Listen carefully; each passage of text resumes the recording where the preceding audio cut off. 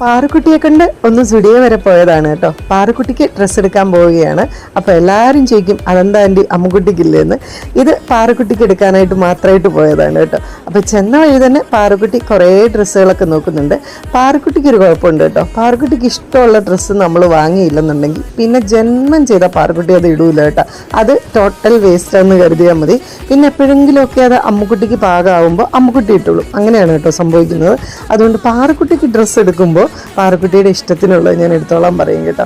അങ്ങനെ ഇട്ട് നോക്കിയ ഡ്രസ്സുകളൊന്നും ഇഷ്ടപ്പെടാതെ ആ കയ്യിലിരിക്കുന്ന ഡ്രസ്സില്ലേ അത് പാറുക്കുട്ടിക്ക് ഇഷ്ടപ്പെട്ടിട്ടുണ്ട് കേട്ടോ. അപ്പോൾ അതിന് മാച്ച് ചെയ്യുന്ന നെയിൽ പോളിഷ് റിമൂവ് ചെയ്യാൻ നെയിൽ പോളിഷ് റിമൂവറും പിന്നെ അത് പാറുക്കുട്ടിയുടെ ക്രേസാണ് കേട്ടോ പെർഫ്യൂം. അത് നോക്കിയിട്ടുണ്ട്. പാറുക്കുട്ടി ഇതേ പിന്നെ ഒരു ബ്രേസ്ലെറ്റ് വാങ്ങിയിട്ടുണ്ട് കേട്ടോ. അത് സൂപ്പറായിരുന്നു കേട്ടോ. പിന്നെ ഇതേ നമ്മളൊരു ലിപ്സ്റ്റിക് കൂടെ വാങ്ങിയിട്ടുണ്ട്. പെർഫ്യൂമൊക്കെ നോക്കിയെങ്കിലും വാങ്ങിയില്ല കേട്ടോ. അങ്ങനെ നമ്മൾ സ്റ്റുഡിയോയിൽ നിന്ന് ഇറങ്ങി വേറൊരു ഷോപ്പിൽ വന്നു. അവിടുത്തെ സെലക്ഷനൊക്കെ സൂപ്പറായിരുന്നു, പക്ഷെ വാങ്ങിയില്ല കേട്ടോ. അപ്പോൾ ഇത്രയുള്ളൂ.